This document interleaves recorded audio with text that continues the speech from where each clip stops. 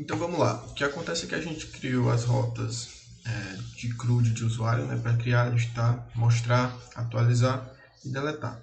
Só que o que acontece é que nosso usuário ainda não está fazendo login na plataforma de fato. Tá? Então a gente vai criar rotas para possibilitar que o usuário faça login e se autentique, beleza? Então para criar essas rotas a gente vai fazer o seguinte, novamente aqui no arquivo de rotas, a gente vai duplicar essa linha, Alt Shift seta para baixo, no caso aqui do meu atalho, pronto, essa daqui, tá? E agora eu vou criar aqui uma rota chamada Sessions, para o usuário poder fazer session na plataforma, tá? Na API que eu estou fazendo. Então essa rota de session, ela vai utilizar de um arquivo de rota chamada Authenticate Routes, ok? Que eu vou importar de um arquivo que eu ainda não criei, vou duplicar essa linha, chamado Authenticate Routes, ok? Agora em seguida eu vou criar esse arquivo, authenticateroute.ts, e eu só vou copiar aqui de usuário, Ctrl A, Ctrl C, eu vou colar aqui. Eu só vou criar uma rota post para ele, eu não vou criar os outros métodos, então eu só quero criar uma autenticação. Então, nesse caso eu vou renomear, em vez de ser user routes, para authenticate routes. Vou apagar esse as user routes que sobrou aqui no final. Tá?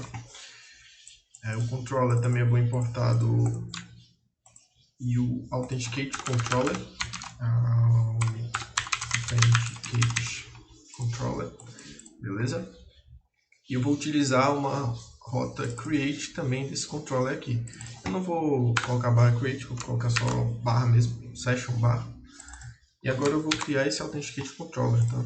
Posso duplicar do controller de usuário, Ctrl A, ou melhor, Ctrl C, Ctrl V. No meu, em vez de user, vai ser authenticate controller. Vou copiar aqui esse nome para poder já renomear na classe também, authenticate controller, tá? Vou minimizar aqui o método create, o list, o show, o update, o delete, tá? E eu vou apagar eles. Deixa só o create. Eu coloquei aqui no bônus da aula umas funções a mais para a gente poder validar um pouco mais essa senha, tá? Mas nesse caso, como eu quero só receber o e-mail e senha para o usuário fazer login, então eu vou modificar esse create aqui para pegar só o e-mail e a senha, e ele não precisa mais desse redefine aqui, tá? Então beleza, não vou mais pegar o nome. E agora eu quero checar se o usuário existe. E se ele não existir, eu vou lançar um erro diferente desse, tá? Porque agora eu não quero mais encontrar o usuário duplicado. Agora eu quero encontrar de fato o único usuário que existe. Inclusive eu vou apagar esses métodos aqui de baixo. Eu vou renomear esse user existe só para user mesmo, tá? Então eu procuro um usuário que contém esse e-mail, tá? Primeiro usuário que contém esse e-mail. Caso esse usuário não seja encontrado, quer dizer o quê? Quer dizer que o e-mail é inválido, né? Então a gente lança uma mensagem para quem está tentando fazer o login. E-mail or password. Incorrect email or password. Incorrect email or password. E o erro que eu vou lançar pode ser um padrão de 400 ou 401, que é erro não autorizado, tá? Então, se ele não encontrar o usuário, quer dizer que esse e-mail não existe, e eu coloco e-mail ou senha incorretas, tá? Beleza. Agora a gente vai validar se a senha dos usuários batem, tá? Então, para eu validar se a senha do usuário bate, eu tenho que comparar com a senha que é passada com a senha do usuário que ele encontrou. Então, se ele passar desse if aqui, se ele não entrar nesse if, quer dizer que ele encontrou o usuário, certo? Se ele encontrou o usuário, então eu vou comparar essa senha. Então, eu vou criar uma constante password match, né?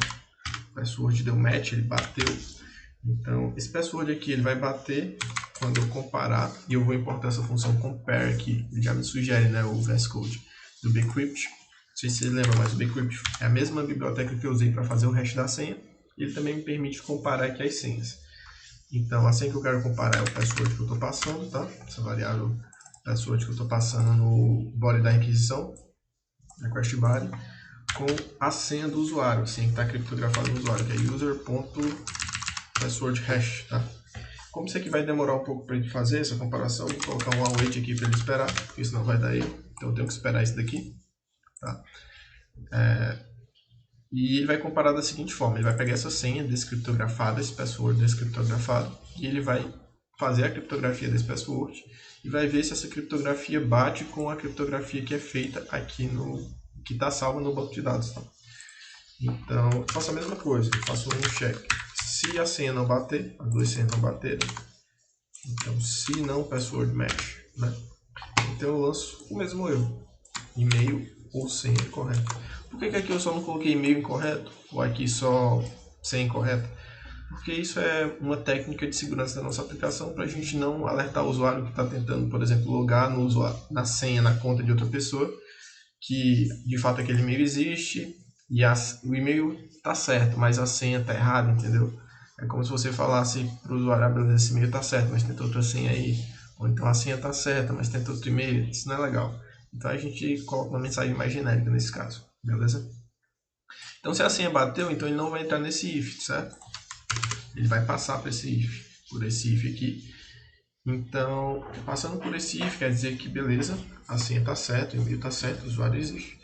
E a gente vai gerar um token de autenticação na nossa aplicação, tá? Então, const token.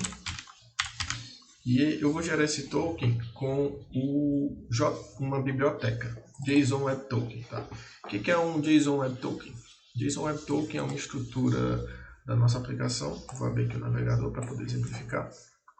JSON Web Token. JSON Web Token é um padrão de token. Não é esse site que eu queria, não. Deixa eu ver se eu acho. Esse daqui, jwt.io. Então, padrão de autenticação JWT vai nos retornar um token que vai nos dar acesso a algumas rotas privadas da nossa aplicação, tá?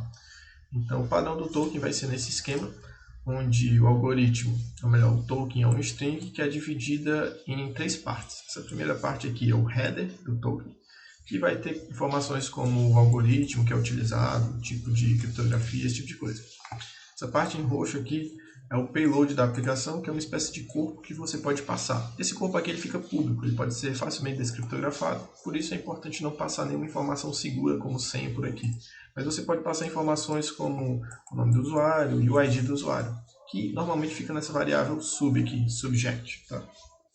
Também tem aqui o tempo de expiração do token, quanto tempo ele vai expirar. E embaixo tem também uma variável de assinatura, né, para validar se de fato o token é um token válido.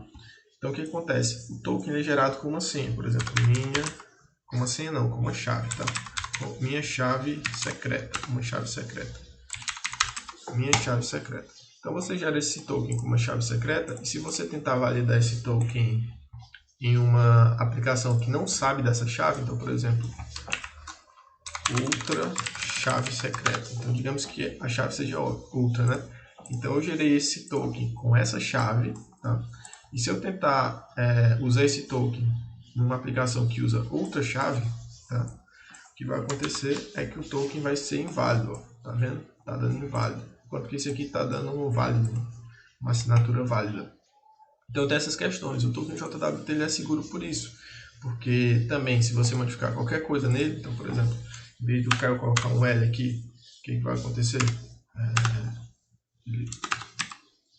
Se eu tentar modificar qualquer coisa nele aqui, ele vai dar um problema para validar. Então, deixa eu tentar de novo. Minha chave secreta. Tá, essa é a chave, tá? Eu vou gerar o token, modificar a informação aqui de 0 para 1. Beleza, ele modifica automaticamente. Se eu modificar esse token na mão, então, em vez de dizer aqui eu colocar A, ele já vai me dizer que o token está inválido, ele foi corrompido, entendeu? Então isso garante a segurança e a integridade da nossa aplicação, tá? Então vamos lá. Para a gente instalar essa biblioteca e usar o token JWT na nossa aplicação, a gente vai digitar o comando npm JSON Web Token, tá? E a gente já pode importar o JSON Web Token aqui. Import from JSON Web Token. E dentro do JSON Web Token a gente vai usar o sign, tá? A função sign aqui de dentro. Deu algum problema? Só não é usada essa importação, então a gente vai usar ela. Então a gente vai usar ela para gerar nosso token, tá? Então como é que a gente faz isso? A gente usa essa função sign, chama ela, e aqui a gente tem alguns parâmetros para essa função. Acho que ela não está tipada ou não deu certo a importação. Provavelmente precisa reiniciar o VS Code, então eu vou dar um reload aqui para ele reconhecer que foi instalado, tá? Eu vou salvar aqui, que eu percebi que eu não salvei esse arquivo de rotas. Vou voltar aqui. Não foi instalado.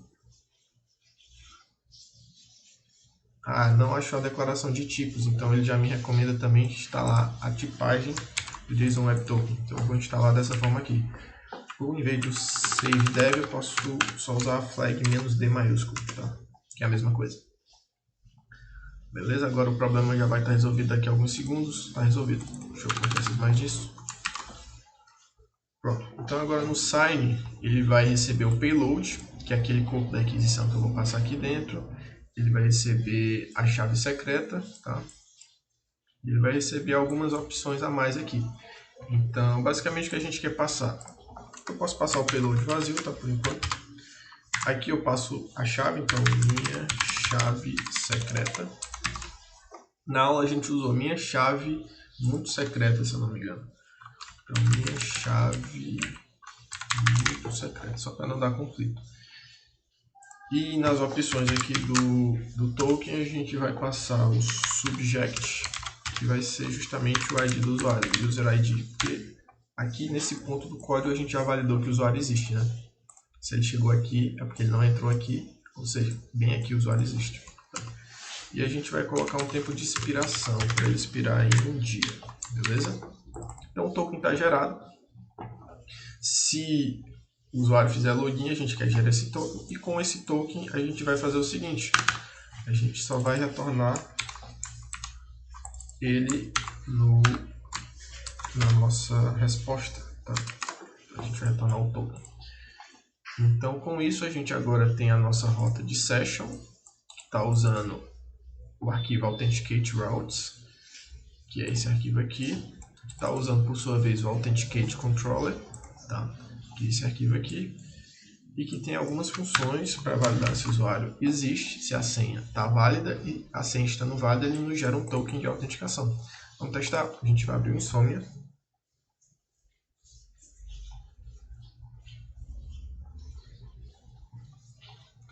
E a gente vai criar aqui umas rotas de, chama ela de session essa parte, tá?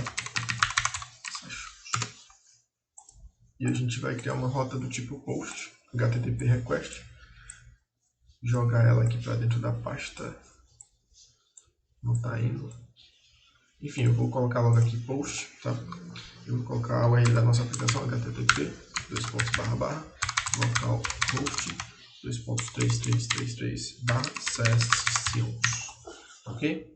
O corpo vai ser JSON e como parâmetros eu vou enviar um e-mail e uma senha. Password. Senha vai ser 1, 2, 3, 4, 5, 6. O e-mail, vou procurar um e-mail válido dentro de usuários. Então, deixa eu ver se tem algum. A aplicação não está rodando ainda, então npm run dev. Está rodando agora. Vamos tentar de novo. Beleza. Eu vou utilizar esse john@gmail.com. Provavelmente a senha dele é a padrão, de 1 a 6. Tá?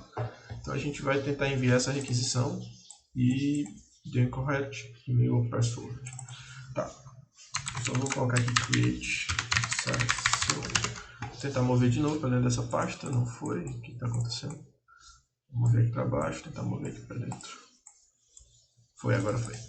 Beleza, estou criando a sessão. Talvez a senha realmente esteja errada. Eu vou criar um usuário do zero aqui. Deixa eu ver quantos Johns existem. John 3. Com certeza o John 3 deve ser de 1 a 6. Tanto é que quando eu criei ele foi de 1 a 6 que eu coloquei. Então vamos tentar. john3@gmail.com de 1 a 6. Então agora foi e ele nos gerou o token da nossa aplicação. Tá? Por enquanto é isso. A gente continua no próximo vídeo.